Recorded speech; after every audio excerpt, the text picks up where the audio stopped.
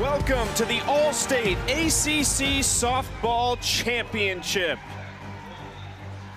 What a week it's been in beautiful Charlottesville, and we wrap things up from the University of Virginia, but it's not the Cavaliers, it's the Hokies with a dominant win over Duke yesterday in search of their third ever ACC championship title. On the other side, a perennial power, the Florida State Seminoles absolutely walloped Stanford a day ago to reach this moment here in front of an incredible crowd in Charlottesville. They are all hoping to get a piece of that trophy right there. Virginia Tech taking down Duke, Florida State over Stanford, and these two meet for the first time this year. No regular season meeting, no familiarity. It all comes down to just one game. Alongside a former three-time national champion, Jenny Dalton-Hill, I am Chucky Kemp. Very contrasting ideals here. Virginia Tech hasn't been in this game since 2012. They haven't won it in almost 2 decades. On the other side, Lonnie Alameda alone is looking for her 10th. Lonnie Alameda loves to develop a team over a season, and right now they've become very dominant here at the end of the year. For Virginia Tech, they are swinging the bats well. 105 combined home runs for this team. When it comes to who is swinging it, well, yesterday we saw some big bats for them in the semifinal. It was all about the long ball for Virginia Tech. First inning, Michelle Chatfield solo shot, her 14th of the year. Not to be outdone, Nora Abramovich, her lone hit of the day. Tech up by 2. In the 6th, another leadoff home run, this time by Rachel Castine. Top of the 7th, Kylie Aldridge, 2-run blast. Virginia Tech leads the ACC in home runs, 4 more on the day, 5-0 win to advance. For Florida State, it is all about Ashton Danley. She has emerged as the most pivotal player in the lineup. Started off in the first, knocking in a run off an RBI double. Second inning, hitting again, this time RBI single into the right center gap.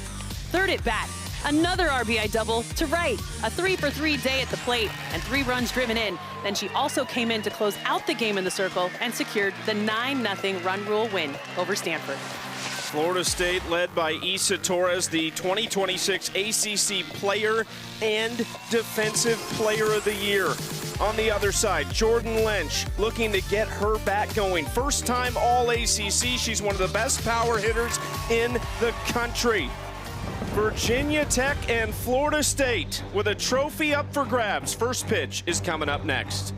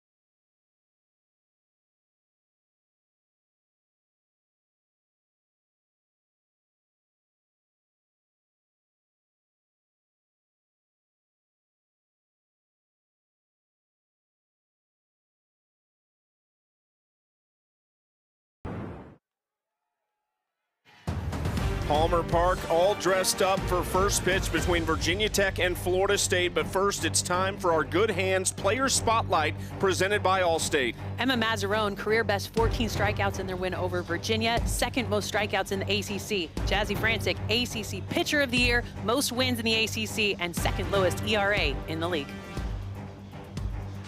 That is today's pitching matchup. So Jazzy Francic sees this lineup led off by Addison Foster, who's a big reason why they're here right now. That triple and run score came in the opener against Pitt, a game that Pitt led for the majority of, but Foster gave them the spark late, and here they are. Takes strike one from Jazzy Francic. Addison Foster, a junior from Lockport, Illinois. She transferred in from Stetson, where she was a two-year starter at shortstop, but she is a center fielder now, and a talented one at that for Pete Demore and the Virginia Tech Hokies. Foster swings and sends this out of the stadium foul. As we look at the ACC Pitcher of the Year, Jazzy Francic, a sophomore from Rockledge, Florida. She was 5 2/3 in their quarterfinal win over Georgia Tech with just one run allowed. Swing and a miss. Francic starts off with a strikeout. It is all about dancing and spin for Francic in the circle. She does such a good job of changing speeds and trusting that spin. Look at that tight 12-6 spin to get the rise ball over the swing of Addison Foster. When you face Francic in the circle, one of her best skills is her speed manipulation. Hardest pitches are dropped with velo, but she manipulates that speed in every pitch. Jordan Lynch has had a little bit of a slow couple games here. 1 for 6, a double, a run, and a walk in the 2 games for the Hokies so far, but she can heat up in a hurry. 18 home runs and 53 RBIs. Goes opposite field into left and takes a hard round of first. Lynch wants 2, and she's got it. You're looking at 2 really hungry teams trying to take every little advantage that they can. 18th double of the year for Jordan Lynch. She leads this team in average, goes Oppa with it right down the line. Beecham playing so far off because they expected her to pull the ball. When you play in a shift like that, you've got to make sure as a pitcher you hit your spots. Swing and a miss on the first pitch to the left fielder, Nora Abramovich. Hit one of their 4 home runs yesterday. 3 of them were solo shots. That double for Jordan Lynch was the loudest roar the Hokies have ever heard in Charlottesville. And a big reason why is because it's a 2-hour drive from Blacksburg to get here. And so their fans have shown up in numbers. And what an opportunity, not just to win your first ACC championship since 2008, but to do it on your most hated rival's field. Flied out to left, and there's 2 outs. Well, and the reason that ball did not carry well is because it was hit off the very end of the bat. When there is a lot of speed changes coming out of the circle, getting on time as a hitter is very difficult. That is the secret power of Jazzy Francic, because as she manipulates the speed coming in, the spin is so tight, which gives her a lot of movement. But with the disruption of speed, the timing gets out in front.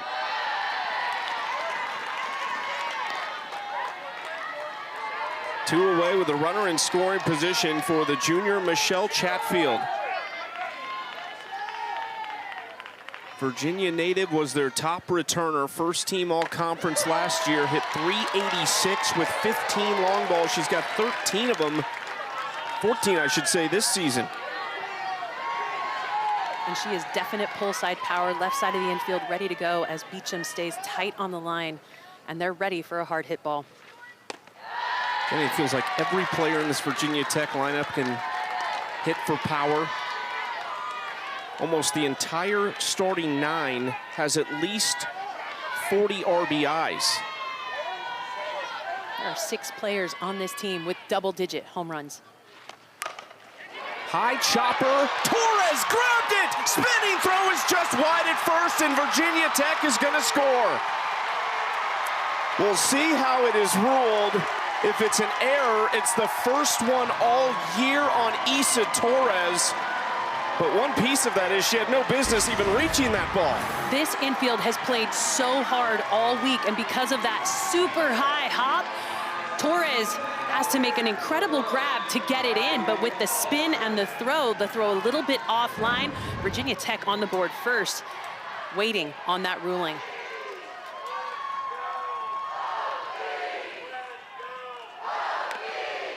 It was the 162nd chance of the season for Isa Torres. She was perfect before it.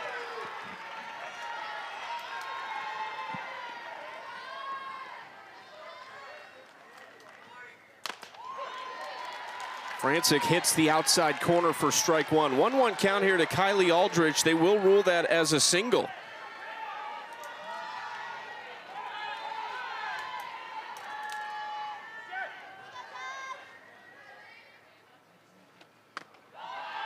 That goes outside ball two. It's going to be a single, but it will be a throwing error on Isa Torres that allowed the run to score.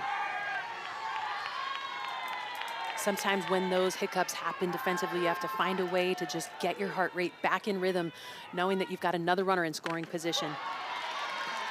Inside corner, strike two, 2-2. It's an uncharacteristic misplay by Isa Torres. The wide step to the left is what pulled that throw up the line. Her first error of the season. Off the end of the bat, back to Francic, and that'll do it.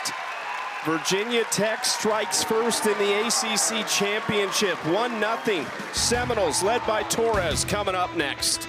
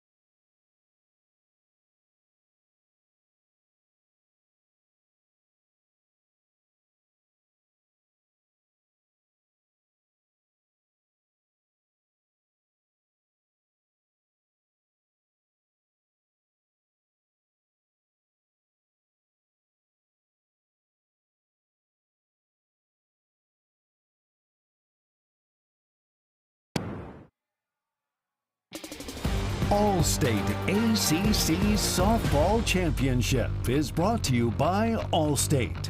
You're in good hands. Looking at Monticello, the home of Thomas Jefferson, the third president and the founder of the University of Virginia, not far from here, where we are for this ACC Championship. And a beautiful 73-degree day, partly cloudy skies, and we are just getting started. Florida State coming to the plate for the very first time, led by one of the country's best players, Isa Torres. And right behind her is the former National Freshman of the Year, Jason E. Beecham, who is getting hot at a very dangerous time. Ball one to Isa Torres, who has 3 hits in the last couple days and has scored 5 times for the Seminoles.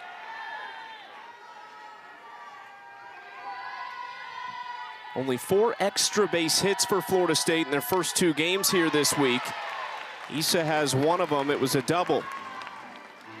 This is a very tough matchup against Emma Mazzarone, who has just been rolling, Jenny, but especially on night 1 against Virginia, complete game, 1 run, 14 strikeout performance.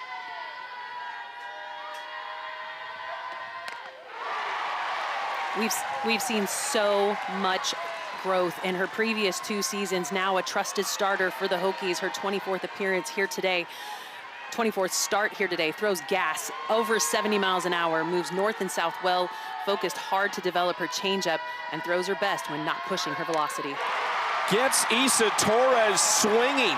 Just the 12th time she struck out all year, and the 3rd strikeout for Florida State in 3 games this week. We have not seen the Seminoles go down with the strikeout very often, and that bat right there rarely strikes out. She is so good. We've been watching her all season long try to chase that single season batting average record. Now sitting at 3rd in the NCAA. Jason Beecham at the plate, 2 for 3 in 2 games because she is so dangerous right now. Kind of getting pitched around a little bit. She's walked 3 times. She leads the ACC in walks with 52. Takes strike 1. And hasn't been really trying to push for the long ball. She's, in her last 13 games, just 1 home run.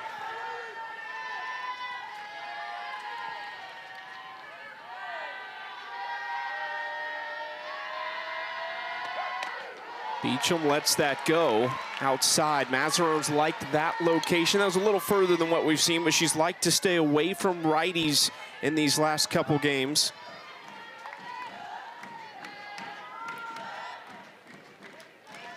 Beecham right now sitting on a 44-game reached base streak that extends all the way back to February 20th. So good at just getting on, setting the table for the hitters behind her. Again, lets that stay outside, 3-1. That's maybe one of the qualities of Jason Beecham that has changed from last year. After such a dominant freshman performance, last season put a ton of pressure on herself. This year, Coach Alameda says she is finding joy in the game again and has elevated her batting average by 100 points.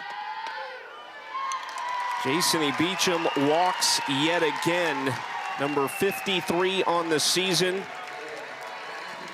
You got a championship program, you got a championship coach in Lonnie Alameda. They got here by beating Georgia Tech 2-1, and then yesterday, Jenny, that was so impressive. What they did against Stanford, 9-0 in 5 innings after being swept by the Cardinal in the regular season. And when we talked to Coach Lonnie Alameda, the head coach at Florida State, she talked about how they just needed to learn some lessons at that point in the year. Stanford came at a time when they were about midway through regular conference season play, and that sweep at Stanford was definitely a lesson that needed to be learned. She said the travel is always hard when you go coast to coast. The weather didn't really cooperate. They had to sit in weather delays as well. Since 2011, they have only lost 6 ACC series. So this is a dominant Florida State program that did not expect to go into Palo Alto and come away without a win.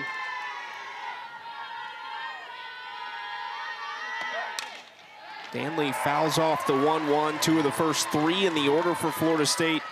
Left-handed hitters between Torres and Danley. This top 3 has been a nightmare for pitchers, especially lately, really all season, but you said it, it feels like everything is clicking right now for Florida State. Mazarone looking for another strikeout. I mean, Ashton Danley has been so good in the box this season. Her average against left-handed pitchers over 500. Against righties, sitting right around the 300 mark. So she has the advantage with the lefty-lefty matchup. Just fights off the 2-2 pitch, down and in. And the way that the top of this lineup has been able to execute has been so impressive here this weekend. It's the first 3 batters that have gotten on and scored a ton of runs. The rest of the team, 3 through 15, able to just put 2 RBI on the board in their 2 games. Another foul ball by Danley, not making it easy on Mazarone. I think that's what makes Danley so difficult to pitch to, because she spoils those pitches that are borderline and then tries to get you to throw that mistake and capitalize on it to drive it to the gap.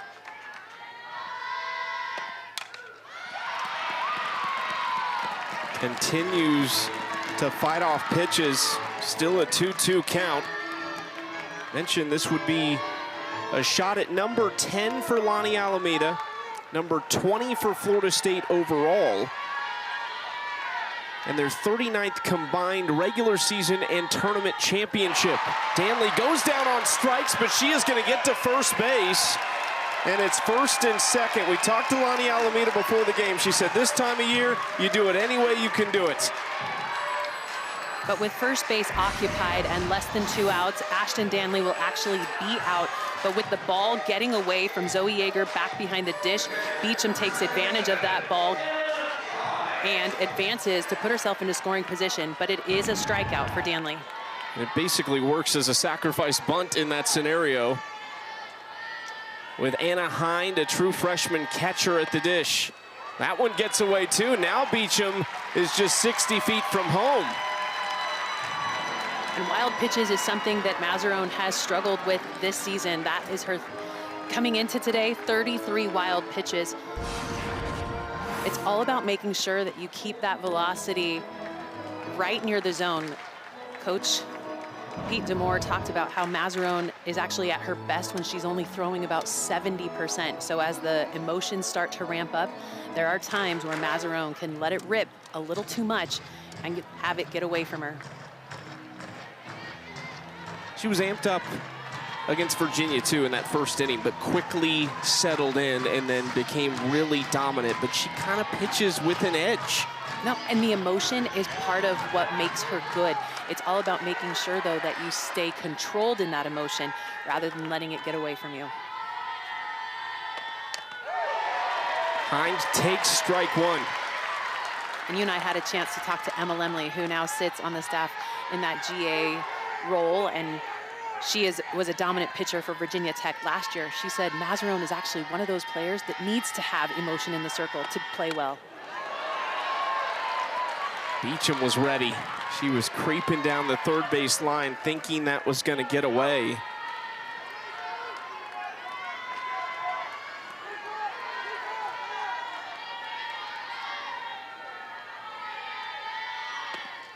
Hind out in front.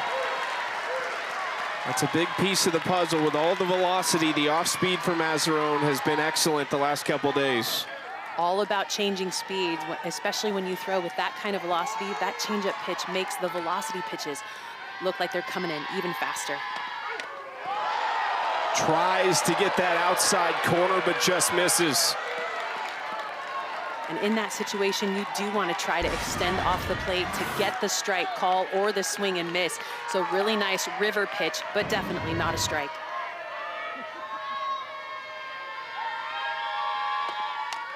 She got her swinging that time. It popped out of the glove, but that's going to do it for the first inning. And Emma Mazzarone is right back to business, striking out the side. Settling down, getting things back, controlled in the circle. Look at that amazing spin. Strikeout, up and away, 3 of them in that inning.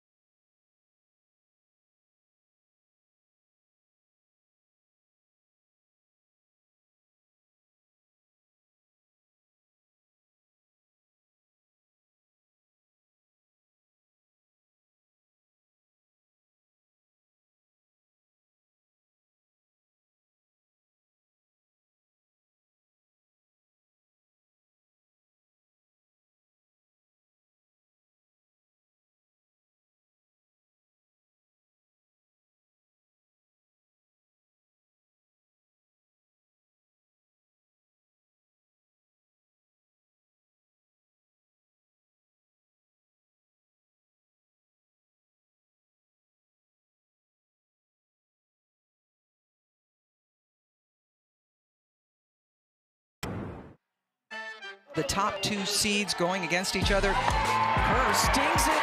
That's going to go all the way to the wall. Jackson ties the game. And it drops in front of Jackson. Flaherty scores the winning run. The walk-off victory for the Seminoles. The second of back-to-back there in 2022 and 23 for Lani Alameda, who is chasing Joanne Graf when it comes to ACC tournament titles. This would be number 10, matching the Florida State legend. Both of them have won it all. Joanne's came as AIAW national titles. Lani's came back in 2018. We saw that big number of wins by Lani Alameda at Florida State, but as a head coach, Lani Alameda has eclipsed the 1,000 win mark this season. Was a head coach at Stanford prior to getting on campus at Florida State, and all those wins together show just the kind of dominance she's been able to have as a head coach all across the country. Got her first in 2011. They won 6 straight and 8 out of 9 from 2014 to 2023. This is fouled off onto a hill of fans down the right field line by the leadoff in the second, Rachel Castine.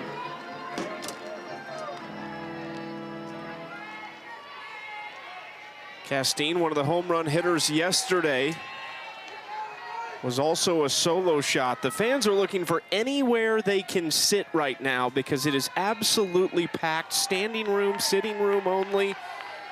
And I'm still, Jenny, seeing down the street in the parking lot fans tailgating.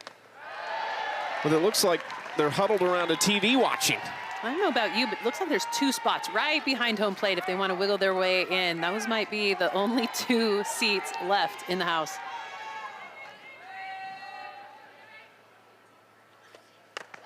Swing and a miss. Francic starts off the second the same way she started off the first. Well, Jenny, we got quite the crew today as far as the umpires go. Every base, every line is covered. Tatum Stolting behind the plate, Smokey Eds at third, Alex Leap at second, Scott Mayer, Robbie Guest, Don Brown, Craig Hyde, and Roger Potts is on the pitch clock today. So we have absolutely everything covered. It's an elite crew that we have been just enjoying all week long, watching their calls, grateful for the service that they do for our game. And today, I think they've got everything covered.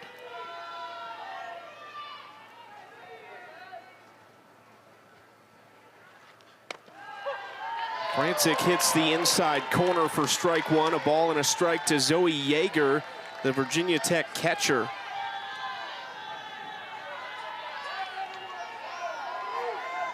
Yeager all-conference third team a year ago. 9 home runs, 30 RBIs. Same home run count this year. The RBI count, though, is up.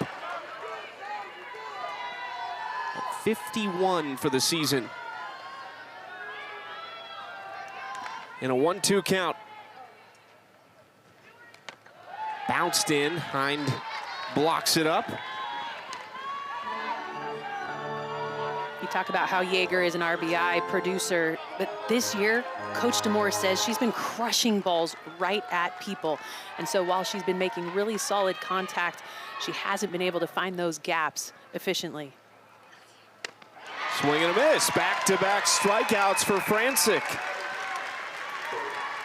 Well, with the hiccup in the first inning, you can tell Francic has come out this inning a little bit more focused, down in the zone. I am so impressed by the spin that we're seeing out of the circle by both pitchers here today. This is how Pete DeMoore and Virginia Tech got here, a pitcher's duel over their rival Virginia in game 1, and then yesterday, a 5-0 win. It's the first time Duke's been shut out all year to get to this spot. Quick 1-2-3 inning for Francic and friends. Florida State due up next.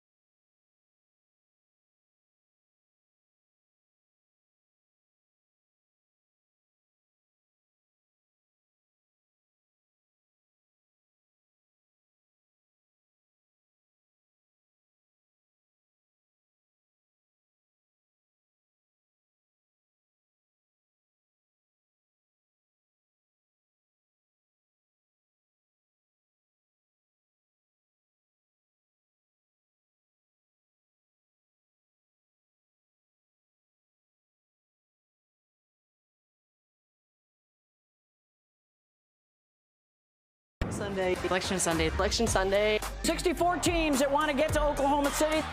Everyone in the country wants to hear their name be called. I feel like it's just the beginning of a new season.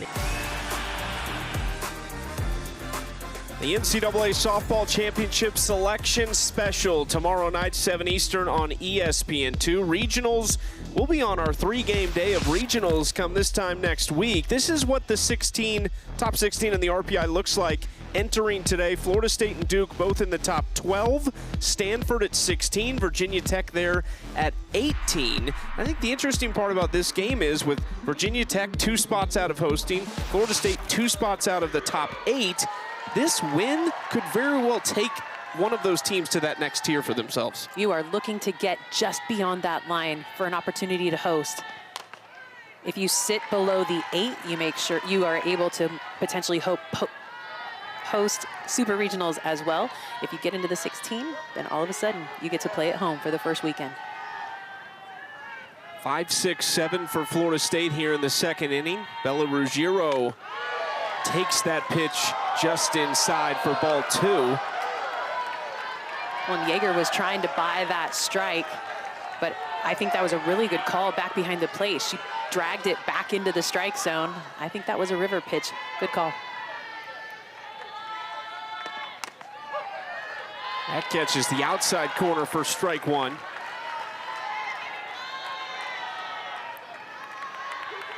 Bella Ruggiero has driven in a couple runs. She's been hit by a pitch, but is 0 for 5 here at the ACC Championship this week and swings through that to even the count at 2-2.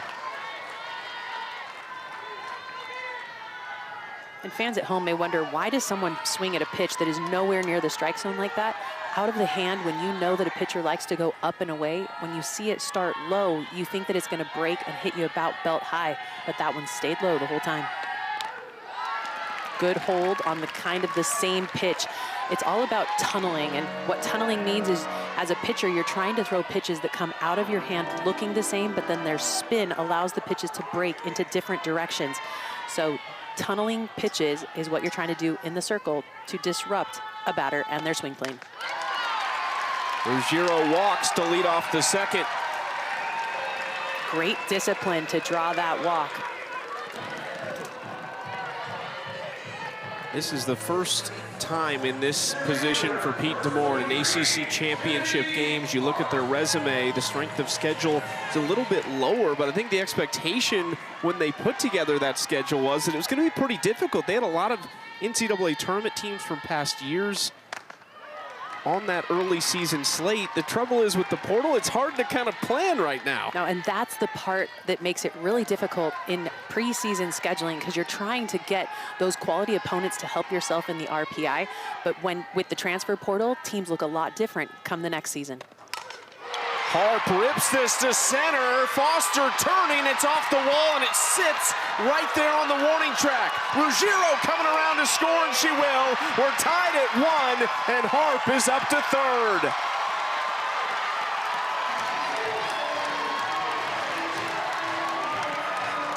They call Harp K-Slay. She got injured at the end of 2025, and with that knee injury has had a slow start this year to get those power numbers and also her average back up to where she was a season ago. Last year hit 400. This year, right under that 300 mark. A big hit to plate the run, even it up. Kennedy Harp turned it on at the end of the season.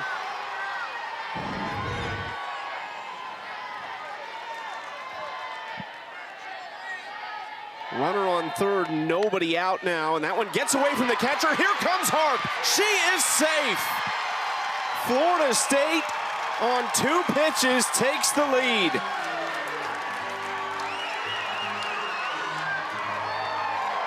And it is so hard sometimes as a catcher to rein in the speed that comes out of the circle. But look at the way that Kennedy Harp responded in that one with a leadoff walk. Harp took advantage of a big deep hit and put herself on third base with some of those throwing miscues. Ball trickles away from Yeager, and Florida State on top. Bounced in by Mazzarone 2-0. This is the first time that we've really seen a team get to Mazzarone over these last couple days, especially early. She seems to have really gotten teams off balance right out of the gates. I think more than anything, while Mazerow needs to play with emotion and have a little bit higher heart rate in the circle to perform well, I think there's a delicate balance between having the heart rate elevated and then getting spun up. And it looks as though this inning she's got spun up a little bit. The leadoff walk, the big double to the center, the double to center, and then right now we're seeing some action in the pen for Virginia Tech, knowing that if Mazerow can't get it dialed in quickly, they're gonna have to go to another arm. Avery Layton, a true freshman from Indiana, is warming up. In this situation, it's all hands on deck for both teams. You never know what you'll see in a championship setting, and you never know what you'll see in any setting come next weekend at regionals either. Well, Mazerow has 9 complete games on the year, but you mentioned it, Chucky. I doubt that we see Mazerow go the distance here today. 2-0 count here to Shelby McKenzie with nobody on, nobody out. Mazerow misses outside again. I think the difference between today and her outing against Virginia is the fact that these Florida State hitters are being very disciplined on that pitch away, where during that Virginia game, she got the swing and miss outside a lot.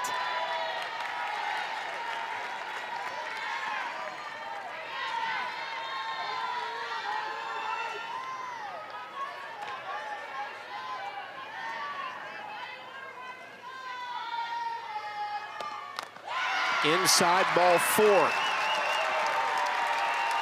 Don't miss NWSL action Sunday on ESPN as Kansas City Current takes on Chicago Stars FC at 12:30 Eastern. Watch it live on ESPN or stream it on the ESPN app. Well, Stars got the win back on March 22nd at home in Chicago. I thought today Virginia Tech was going to have the advantage with how many fans they have in the stands.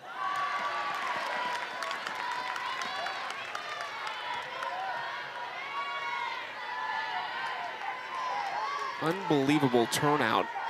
And we see a lot of Florida State fans as well. It's hard because there's some similar coloring, but we've seen a lot of Seminoles fans in the building as well, but it's going to be hard to outnumber the folks from Blacksburg this close to home. Of course, we saw an awesome crowd the other night for the Commonwealth Clash. University of Virginia hosting this event here at Palmer Park. It's been an exceptional weekend. This facility is beautiful. Mazerow bounces it in 2-1.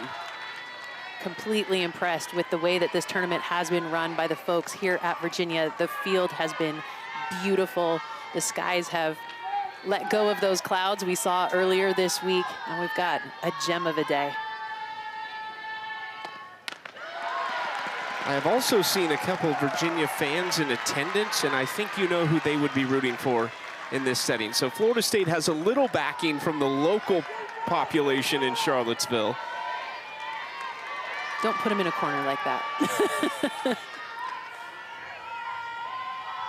3-1 to Griggs off the handle, and that's a big pop-up for Mazerow and Virginia Tech. That's the out that Mazerow needed to jam up Haley Griggs. Got a nice little pop-up, settle things down, because the 3 batters previous, Mazerow leaving the ball big, and her defense not showing up.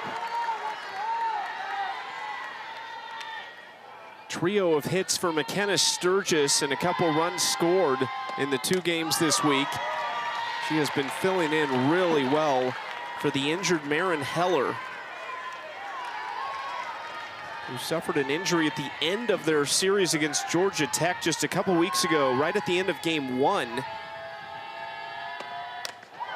It is up and in. We just saw Florida State last weekend at Boston College. Marin at that time was not with the team, but she announced on her Instagram that she had underwent surgery and was hoping to be back with them soon. Well, she is here and watching, and certainly wishing she was on the field. Lonnie Alameda said, don't give her a chance. She would run right out there right now. Just grateful to see her in the dugout, experiencing this atmosphere here, knowing that the postseason is where you always want to play, hoping that she is going to be able to heal enough to find her way back to the field before the season's over for the Seminoles. 1-2 to Sturgis. Swing and a miss. Out number 2 for Mazzarone.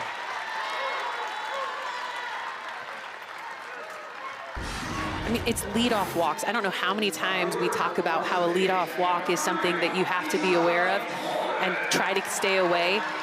But Mazzarone's settling down so nicely after a really rough 3 batters to start off this inning.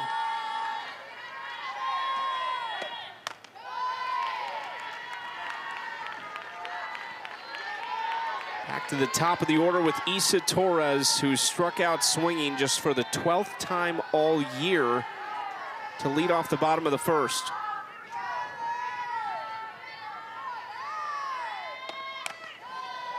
She joined elite company at Florida State when she was named the ACC Player and Defensive Player of the Year. Only one other Seminole has ever done it, and I think most softball fans are sitting at home saying, Jessie Warren.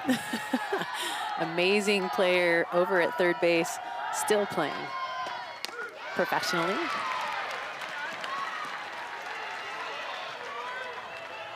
Isa had 3-0 this time around.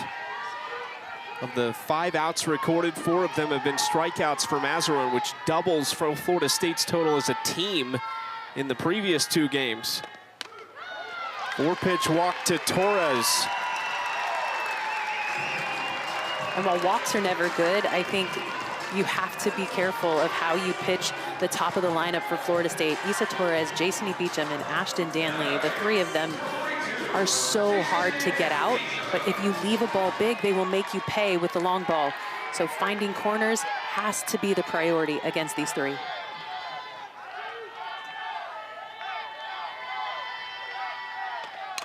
First pitch swinging for Jason E. Beecham, tracked down by Castine at second base. Florida State gets 2. Big hit by Kennedy Harp, all the way to the wall, plated a run, and then the pass ball gets away from Zoe Yeager. Florida State sits on top.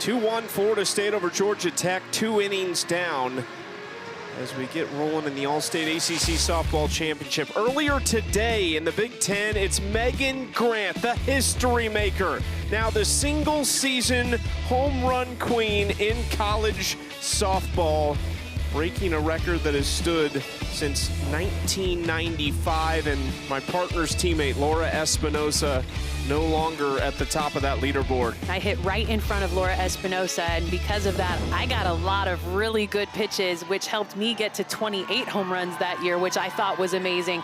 Those 3 hitters this season making those numbers look tiny.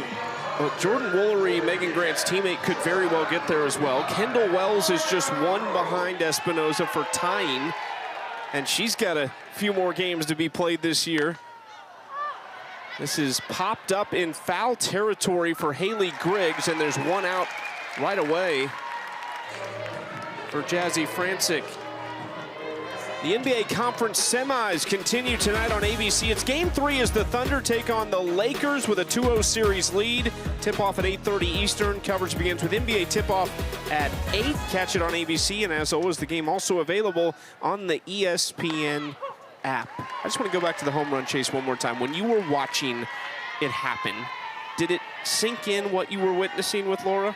I don't think back, I mean, I say back in the day, unfortunately, there just wasn't the availability of the stats, and Coach Candrea was not a big proponent of pushing individuality on our roster. And so because of that, you knew how many you hit, but you didn't necessarily figure out where you sat in the record books. And because of that, we just took it pitch to pitch, game to game.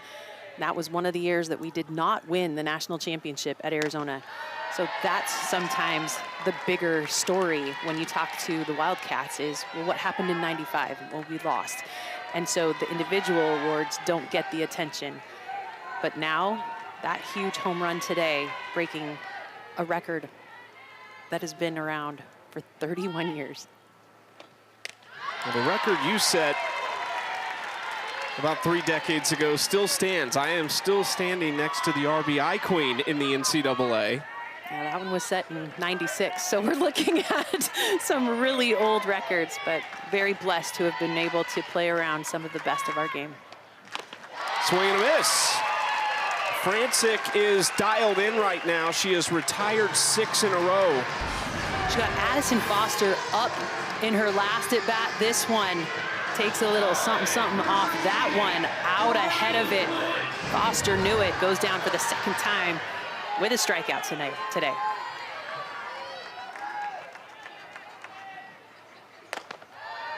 First pitch outside to Jordan Lynch.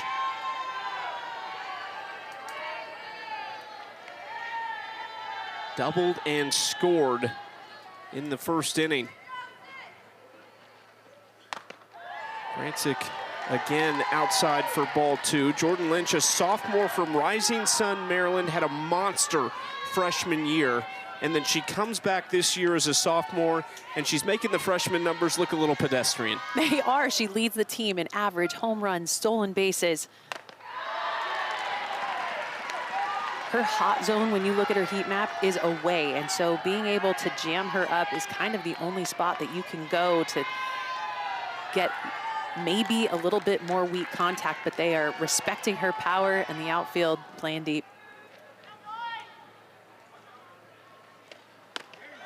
Lynch takes strike 1 on the 3-0. Mom Irene played softball at Troy. Her dad Ed played in the minor leagues with the Pirates, and her brother Matt pitches at Towson currently. So there was no option. You were going to be on a softball field at some point, and you were probably going to be pretty good. And Lynch walks. I mean, you think about the way Jordan Lynch attacked her last at bat, that double to left. They had to make sure that they danced around the zone effectively. Couldn't get the swing and miss. Another walk for Virginia Tech, but that is just the first walk given up by Francic here today. How about the top 5 matchup coming up next right here on ESPN? Texas, Alabama in the SEC Championship. My goodness, you do not want to miss that one.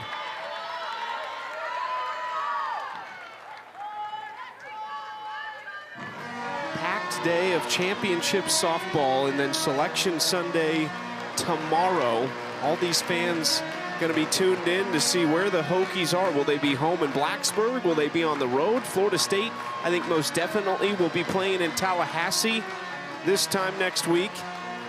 You're right, Chucky. I think Florida State has put together a resume and a win record and an RPI that gives them the chance to play at home next week. Who wins this ball game will determine who gets the chance to potentially host Supers if Florida State can come away in the top 8, or will the Hokies be able to jump into the top 16? It's hard to imagine with Virginia Tech's just sheer quantity of wins, what they've done in the ACC, and then the possibility of knocking off Duke and Florida State on back-to-back days wouldn't be enough to get them into the top 16. Head coach Pete Demore talked about how it's the pre-conference schedule that can sometimes nip you in the bud at the end of a season. Swing and a miss for strike 2 by Abramovich. They haven't hosted since 2022. They also hosted Supers that year, the year Emma Lemley was a freshman who graduated after last season. Swing and a miss. Francic, another strikeout. How about 5 of them for the ACC Pitcher of the Year? Great start for the Seminoles and their ace.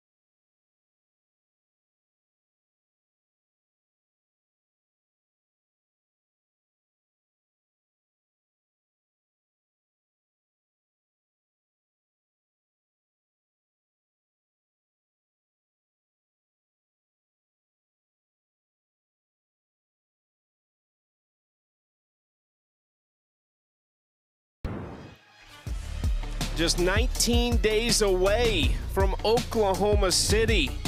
And ESPN is the home of the Women's College World Series. It begins May 28th on ABC, ESPN, and ESPN2. How about some tickets getting punched already? Some familiar faces, certainly. Arizona State knocking off Texas Tech 4-0 in the Big 12 Championship. Nebraska over UCLA. Boston University, another one that we've seen as a regular recently, too. And so all of these teams that you're going to see coming through today are the automatic qualifying bids that will be able to then look tomorrow or on Sunday to see what spot they will get in terms of seeding. 32 automatic qualifiers going in today. Tomorrow, 32 at-large bids joining them.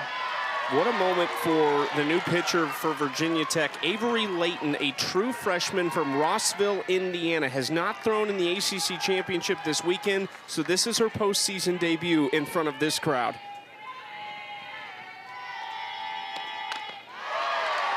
It's Danley behind in the count, 0-2. And a tough one to debut against in Ashton Danley, who has just raked down the stretch of this season. Pair of doubles yesterday, 3 RBIs.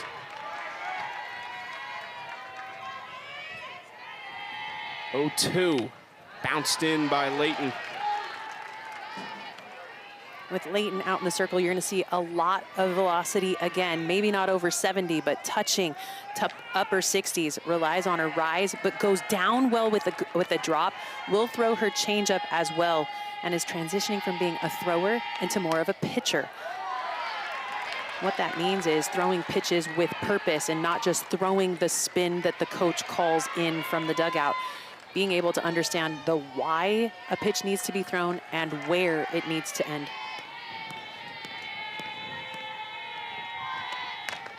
2-2, swing and a miss.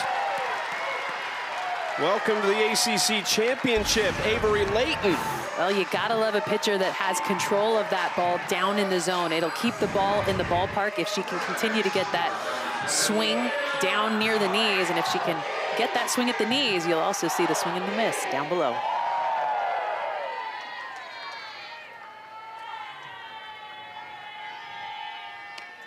First pitch swinging for Hyde, and it's stabbed at second. Castine takes it away.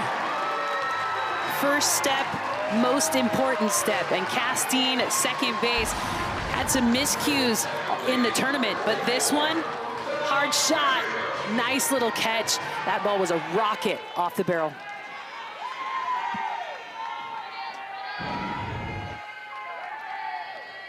Layton trying to go 1, 2, 3 and pounds the strike zone with a first pitch strike to Bella Ruggiero.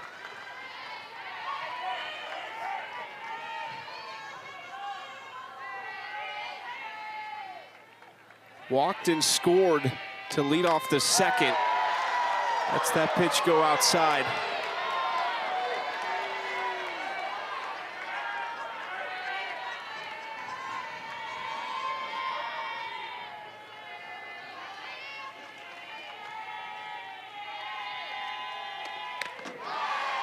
Two and one. While the fans don't like that call is not getting made behind the plate, that is a pitch in the river that is just trying to yield a swing and miss. So showing great plate discipline, pushes the count 2-1. That one is bounced in. Big time hitters count here for Ruggiero.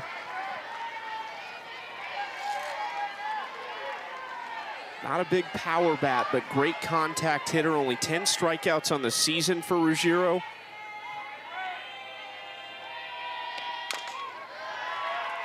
Fouled off the plate for strike 2. Still looking for her first hit in the ACC Softball Championship. 0 for 2 in the opener, 0 for 3 yesterday. A walk in her first AB here today. Ground ball right side, Castine backs up and makes the play. A 1-2-3 inning for the true freshman, Avery Layton, and maybe a little spark for this Virginia Tech offense. We'll talk to her head coach, Pete D'Amore, in just a couple minutes.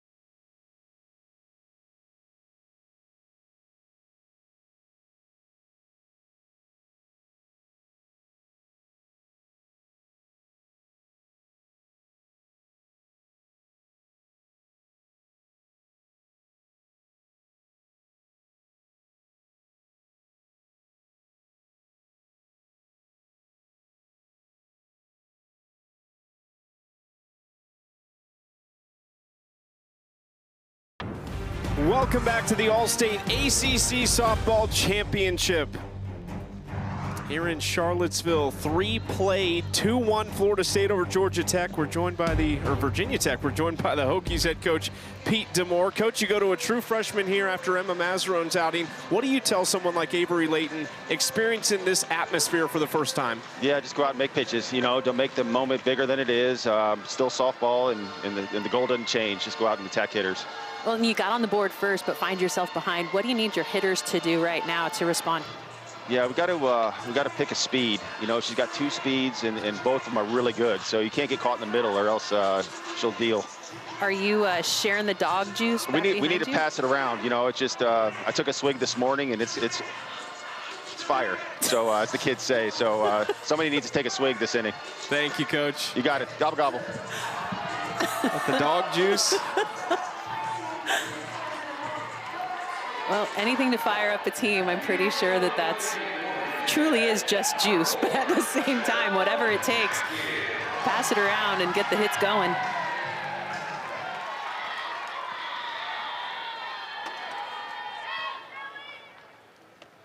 First pitch swinging for Michelle Chatfield, leading it off for Virginia Tech here in the 4th inning. 2 hits for the Hokies. They both came in the first. A double by Jordan Lynch, and then an RBI single by Michelle Chatfield. Swing and a miss.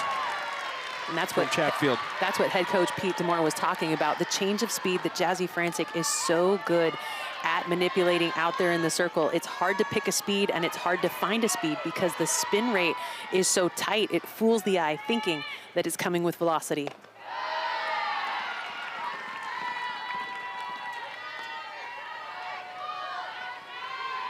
Jazzy Francic just looks locked in the circle right now. 3 innings, 2 hits. The 1 run was not earned and has struck out 5. Off the end of the bat, that floats out into left field for a leadoff single. Off the bat, that never feels good because you caught it so far at the end of the barrel. But that kind of floater is the kind that exposes a defense because you don't have a chance to defend it. Easy little fly ball over the left fielder's, or over Beecham's head. I think the dog juice is working. Can Kylie Aldrich deliver like she did yesterday? 1 for 6 in the last 2 games. A home run, a couple RBIs.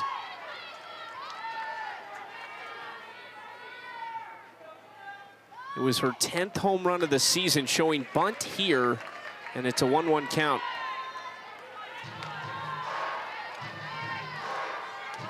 Important to make sure that you get that bunt down in that situation because you need to move the runner. When you sacrifice bunt, you are not the priority. You are truly giving yourself up to put the runner in scoring position. Foul ball, strike 2. Big home run yesterday. It was against Duke. A line drive that barely cleared the wall, but 4 of them hit in that game. 3 solo shots and a 2-run home run for Virginia Tech to bring their home run total to 105. Chance for 2. Torres steps on the bag. It's a double play.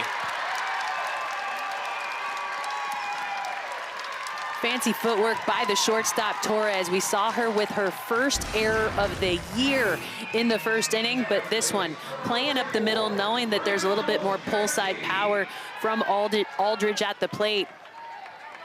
Little 6 unassisted, throwing it over for the double. She's just going to start a new streak of 160-plus chances without an error, and you can't put it past Issa Torres. She is that type of player.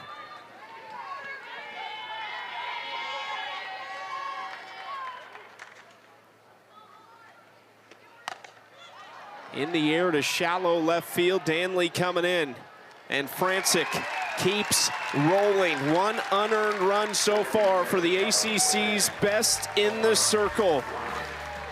We'll talk to her head coach, Lonnie Alameda, on the other side.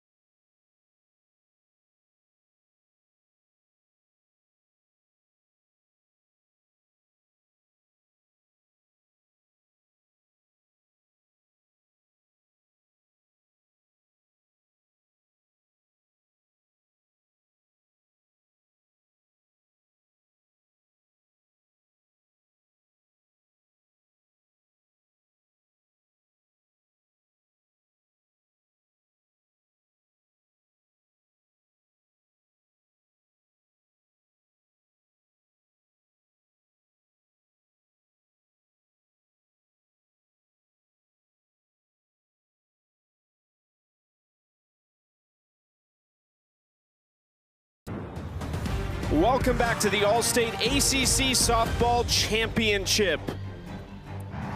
A lively Saturday in Charlottesville, Virginia. The Seminoles leading Virginia Tech 2-1. We're joined by longtime Florida State head coach Lonni Alameda. Coach, you've been here, it seems like a million times, but every team is a little bit different. So for your message to this team coming in, what'd you tell them? Just super special moment. From now on out, you keep playing in big stadiums like this, and teams loving the game of softball and rivalries, and it's just so much fun. So can you go out and tow it first pitch to last pitch and enjoy it? Well, Jazzy Francic, ACC Pitcher of the Year, what are you impressed with in terms of growth from her freshman year to this, her sophomore season? Yeah, I mean, first pitch, she just went right at it. You know, there's no nibbling. She had her game plan. She was going through it. So, you know, I think she's just grown up a ton to be able to command the moment and then enjoy the moment. You know, that's a big part of it. Is like you want to do so much for your team, but at the, you know, the heart of it is like you work really hard to get here and you want to enjoy this and be the best for your teammates, you know? So I just seeing that joy in her right now is pretty cool. Thanks as always, Coach. Yeah, thank you. It's the second largest crowd in ACC championship history. It is the largest crowd in the history of Palmer Park here in Charlottesville. I wonder if we counted the fans still in the parking lot tailgating, watching this game on TV, if that would push it to the largest crowd. So impressed with the way that they've shown up here today to represent. Well, it was close, too. It was Duke, Florida State a few years ago that has the largest attendance, and it wasn't far off. So if we did count those fans that I'm seeing kind of running around out there, I think we got it. The growth of the game and is so cool, and the way that the ACC has continued to develop and improve. It's some of the best softball in the country. 1-0 pitch fouled back by Kennedy Harp, who doubled off the wall and then advanced to third on the same play back in the second inning.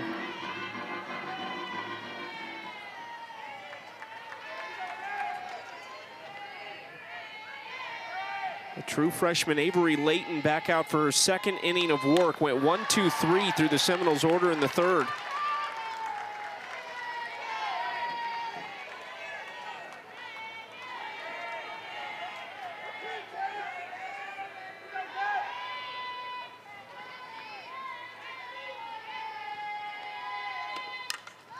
Another foul ball by Kennedy Harp, suffered that season-ending injury in late April last year. She was still a second-team All-American, hit .412,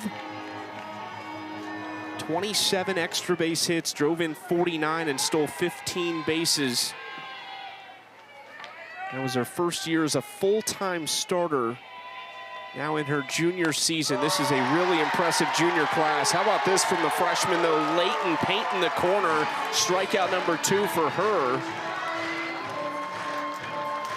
The Stanley Cup playoffs continue Sunday night on ESPN. Game 3 of Sabres-Canadiens is at 7 Eastern. That series is all tied up, followed by Game 4 between the Golden Knights and Ducks at 9:30. You can also stream both games on the ESPN app. Strike one to Shelby McKenzie here in the 7-hole for Lonni Alameda.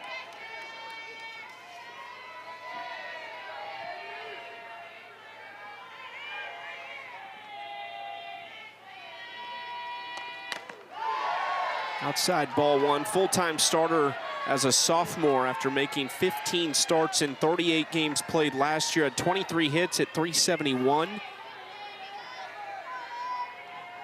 Just under the .285 mark this year. And this year you're seeing her more in an everyday role for Florida State, and with that, the power has shown up. 7 home runs over the 2 that she hit just a year ago in those 62 at-bats.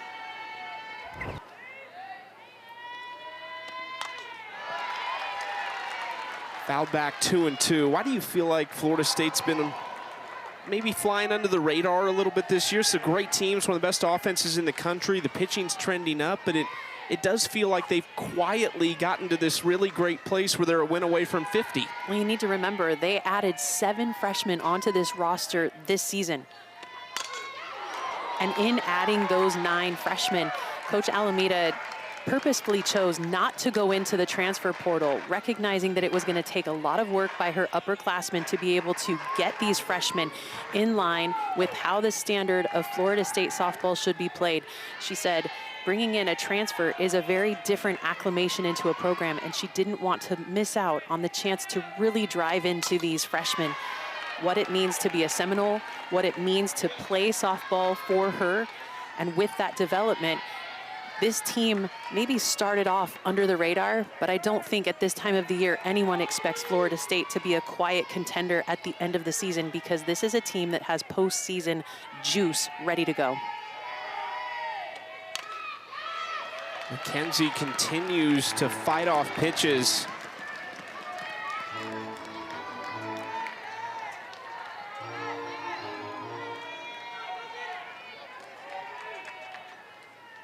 Layton looking for strikeout number 3, had almost 1,100 in her career at Rossville and led them to their first ever state title a couple years ago in high school.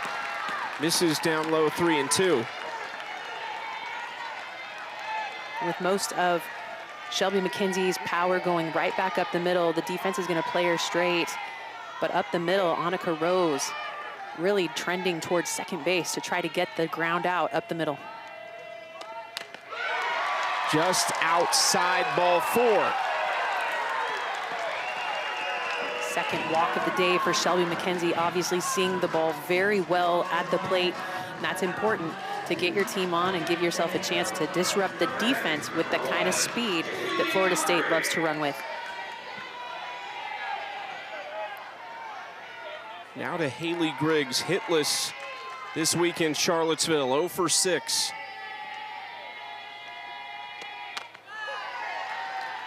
Takes strike 1.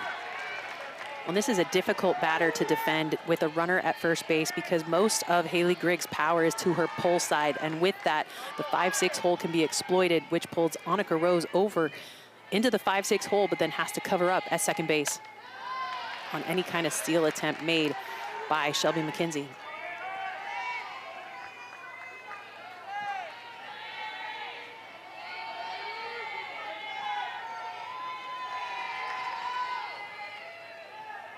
Bottom of the 4th at the ACC Championship.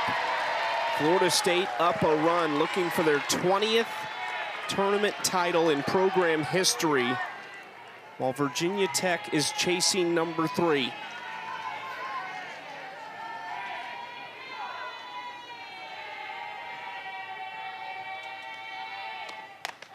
Two and 2.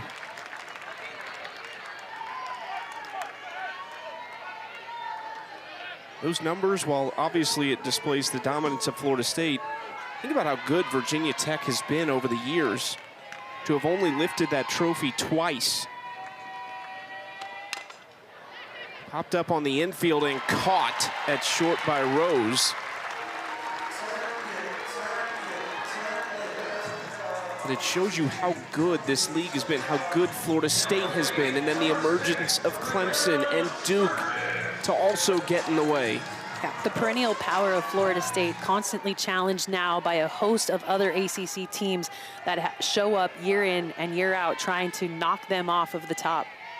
Florida State lost in this game a year ago to Clemson at the beginning of the Tigers' magnificent postseason run that very nearly saw them reach Oklahoma City for the first time under John Rittman and in program history.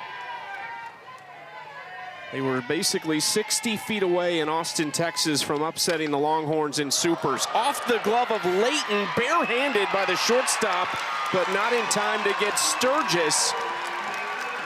And so Florida State sets the table for Isa Torres with 2 on. That was about to be the best play here at the tournament, because off of the deflection of Avery Layton, Annika Rose with the bare hand grab to try to get the out at first base. Annika Rose was not the starter, or not the slated starter her freshman year. It was actually Rachel Castine, who's playing second base here today. But Castine went down with an injury. Rose was inserted as the shortstop during that freshman season, and she has seen a lot of miscues at that spot, but has turned into one of the best shortstops in the ACC.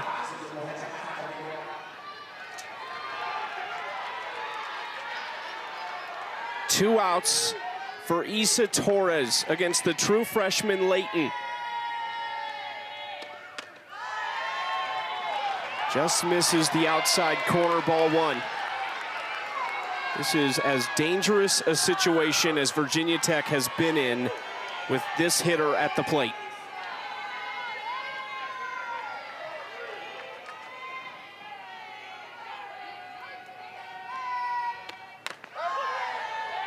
That does catch the zone.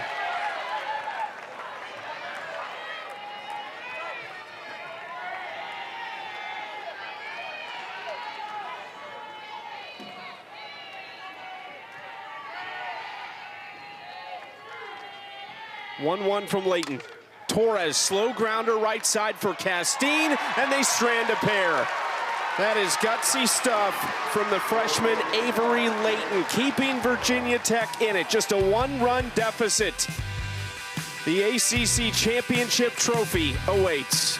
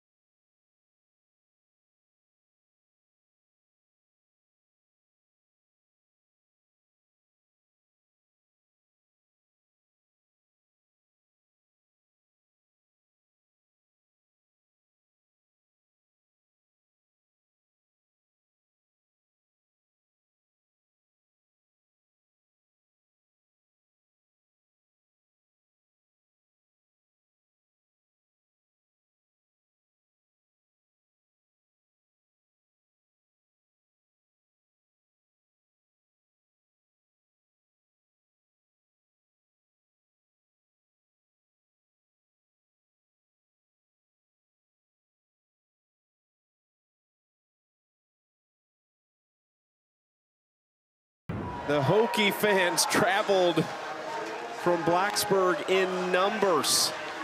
They trail Florida State 2-1 as we go to the 5th inning of this ACC softball championship.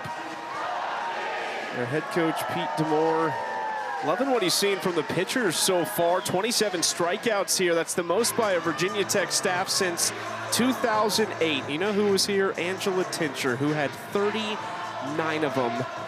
That would have been 39 of her 2,149 strikeouts of a magnificent career. I mean, Angela Tincher was so good. She actually no-hit Team USA as they were preparing for the 2008 Olympics. And let me give you a couple of the names that she handled on that roster. Crystal Bustos, Jessica Mendoza, Kelly Crushman, Caitlin Lowe, Laura Berg. I mean, those are some names. Stacy Newman, Denise, who was the prior, or who used to hold the career home run record, broken by Jocelyn Allo at Oklahoma. No-hit that team and snapped a 185-game pre-Olympic win streak. So I guess Angela Tincher was pretty good. She was pretty good. Number is on the wall in Blacksburg. She was the driving force between their last ACC championship and their only 2 ACC championships. They went back-to-back in her junior and senior year in 2007 and 2008. This is fouled back out of play. It's a 1-2 count to start off the inning. Jazzy Francic in her 5th of work so far. She saw the minimum in the last inning despite a single. They got a double play and then a fly out to end it. So it's 7, 8, 9 here in the 5th. 1-2 to Yeager. Too high. One of the things that Yeager has gotten better at is drawing walks this season. More disciplined at the plate, staying off that pitch up in the zone. Shows the maturity of Yeager in her junior year.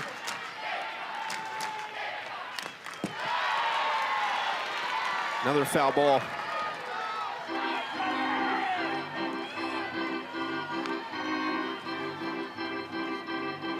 I think it's this point in the lineup, or at this point in the game, where you need to recognize that there's not a ton of softball left to go. You've got to make sure that you pass the bat, get things going, but you can't put too much pressure on yourself to swing outside the zone.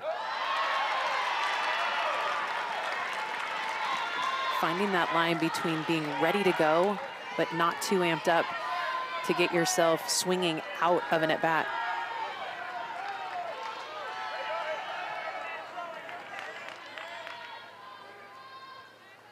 Three-two pitch.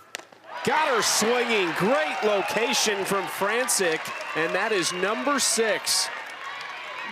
Second time today, Zoe Yeager goes down with the swing and miss. First time through, it was down in the zone. Second time through, Francic dances it down and in.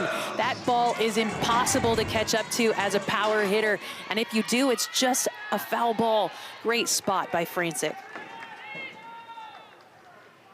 6 strikeouts through 4 1/3. Her season high this year is 8.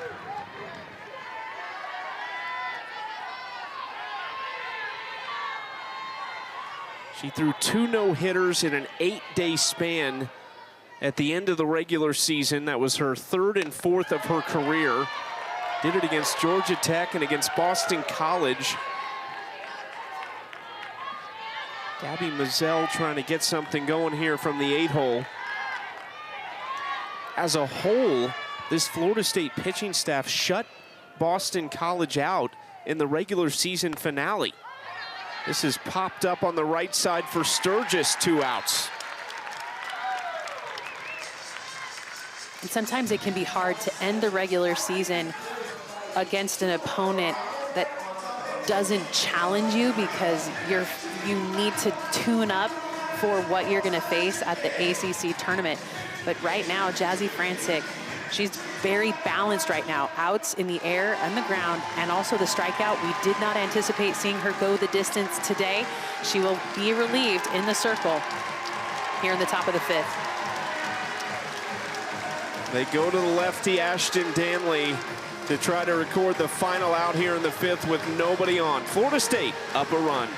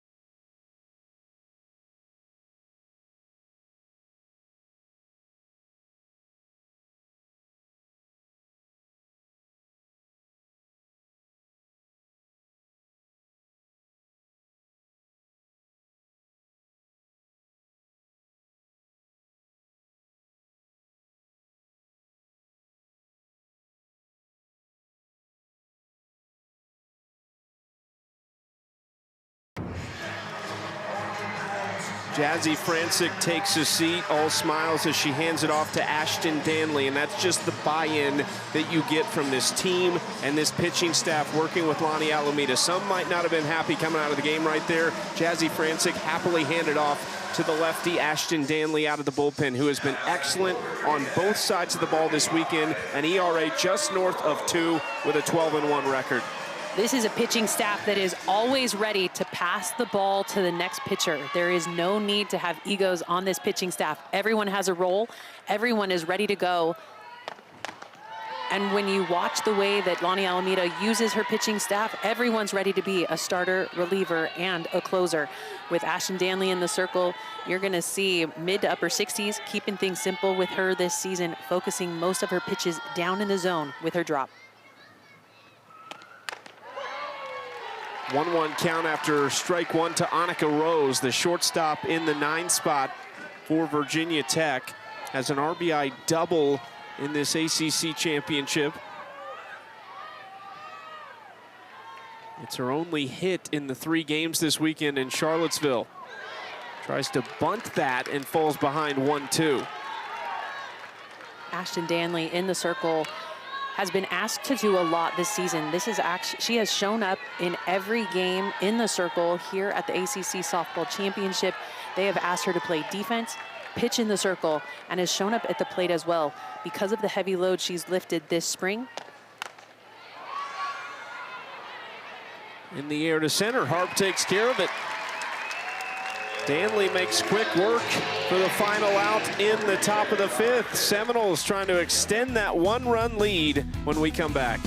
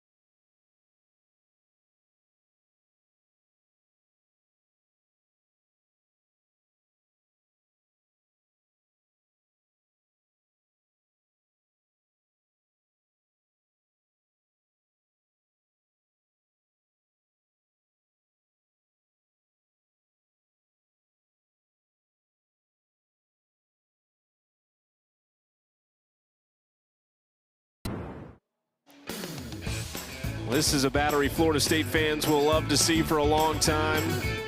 Virginia Tech needs a little more of the juice from the offense. And this is just postseason softball. We're feeling loose. We're all smiles. We're having fun. We're playing for a trophy. Florida State chasing number 20, fired up after that Kennedy Harp double earlier in this game. This is how we got here. The freshman Avery Layton's out of the bullpen for the Hokies, back out for her 3rd inning of work. She has been excellent. Jazzy Francic, the ACC Pitcher of the Year, did what we have come to expect her to do, especially down the stretch in this season. And Jenny, there are just 2.5 innings remaining right here. Florida State in a good spot in their order to try and extend this lead, but trying to get to the freshman Avery Layton has been a problem so far.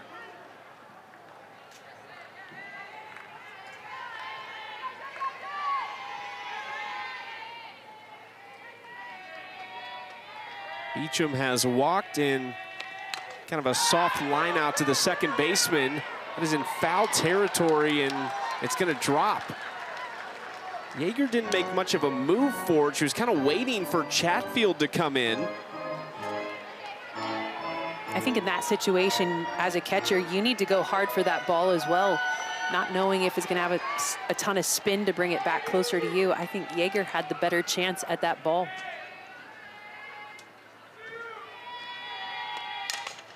Off the end of the bat, this is over to the first baseman. Chatfield, 1 out. So in the end, it doesn't matter. They retire Beecham. And now they get to the Florida State new pitcher, Ashton Danley.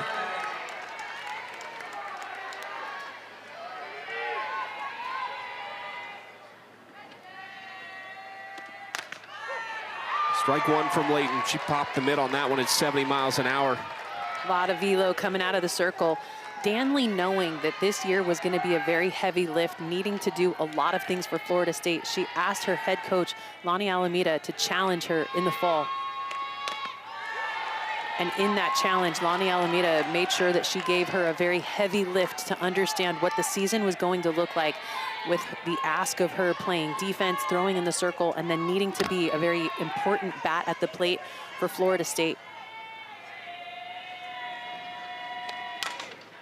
Chopper up the middle, picked up by Rose on the run, 2 outs.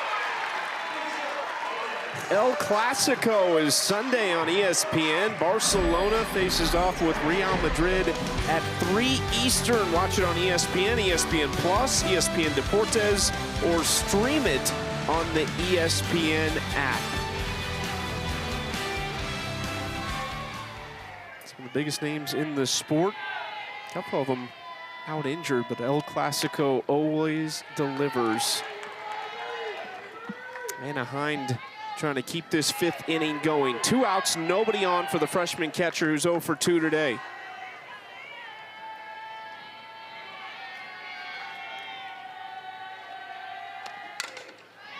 Fouls this off and out of play, 1-1 count. Won a state championship playing for her dad, Kevin, at Charlotte Christian High School. He was also a baseball player in college at Clemson.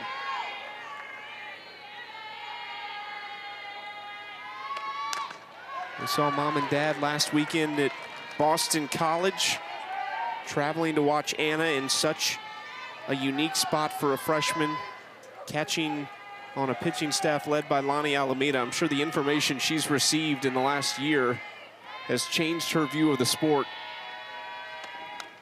For the better, of course. Well, and we know that the ask of Lonnie Alameda is very heavy on her catchers because there's always going to be a lot of pitchers on staff, and they don't typically throw complete games. And so with that, it's a heavy lift for Anna Hind this year in her freshman season. Probably felt like she was being fed through a fire hose early on in the year. 3-2 hits this into the right center field gap, and it's going to roll up to the wall. Hind rounds first and has a 2-out double for the Seminoles. Anna Hind, really good job of just staying on time with her swing through the zone. Ball left right at the belt, down the middle, and Anna Hind puts a huge crush on it. 6th double of the year for Hind, going in with the stand-up. Almost got away from Castine at covering at second base. And a run for Hind with Maddie Fry, one of 2 seniors on the roster for Florida State. Ruggiero swings, chops to Castine, who handles it nicely. Another scoreless frame for the freshman Avery Layton. That is now 3 scoreless out of the bullpen. Can the Hokie Bats figure it out?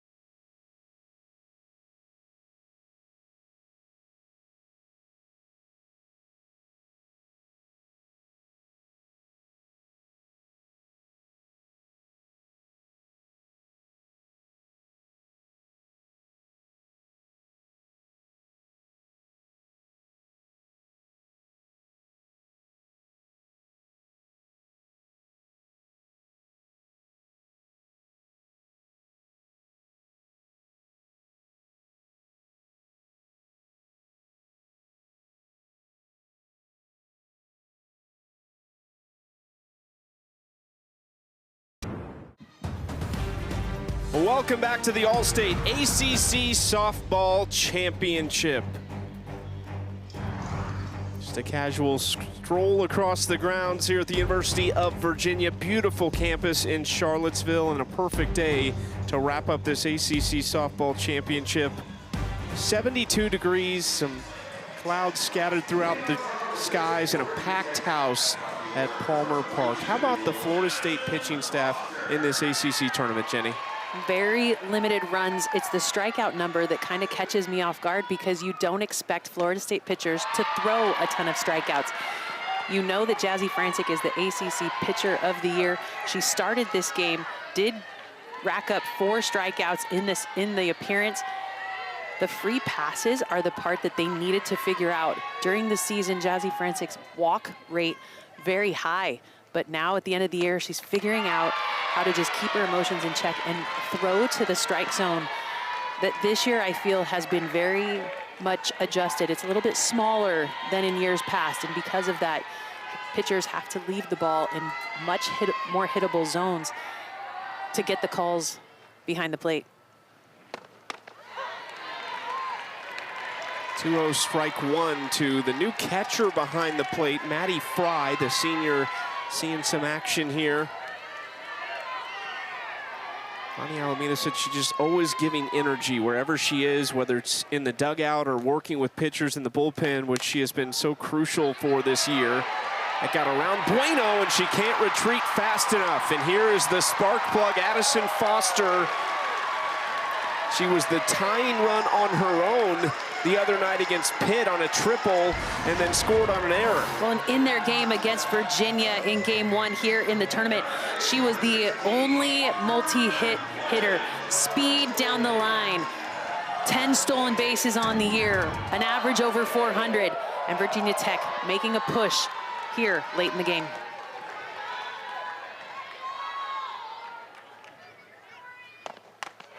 First pitch outside to Jordan Lynch. That was just the 4th hit in the game for Virginia Tech. They've actually out-hit the Noles 4-3. Jordan Lynch has one of those hits. It was a double. She has also walked.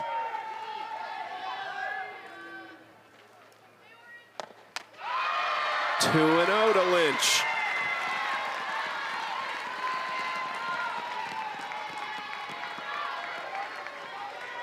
Jenny, still one more inning, but it feels like if the moment's coming, this could be it for the Hokies. The perfect part of their order with a runner on. Lynch takes strike one. And Lynch has put up some really big numbers this year. She leads the team in batting average, home runs, stolen bases. She's got speed, she's got power, she hits for average. And with a runner on, she's looking for a chance to poke this ball in the gap. Swings over the top of that pitch for strike 2. You've got to make sure that you can attack that ball down in the zone, but right now, all of these Hokie hitters have their back leg near the catcher. Nobody moving up in the zone, up in the box to try to catch the ball before that break on the drop. Sometimes adjustments in the box that take you closer to the plate and farther away are difficult to make because you train to a strike zone that is a little the same distance away from your body, but moving closer to the pitcher and or towards the catcher doesn't necessarily adjust the zone. Being back in the box gives the ball a chance to break more. Off-speed pitch for strike 3. Foster will take second. And there's one out, but Isa Torres got the worst of that slide, it looked like, so she's a little hobbled as she gets up. Well, and it's the throw that from Maddie Fry that trickled to the second baseman's side of the bag. Because of that, Isa Torres has to go over the bag to get there. Cleats collide, obstruction called, so Foster is safe regardless of whether the tag was able to be made. I love the look by Foster, knowing what's happening at the plate. That look is imperative as you steal a base to know what happens at the plate. If the ball goes up, you've got to make sure you can retreat. Luckily, Isa Torres is able to shake that one off. Not a dirty play, just a matter of circumstance. Both Foster and Torres recognizing each other, saying they're sorry.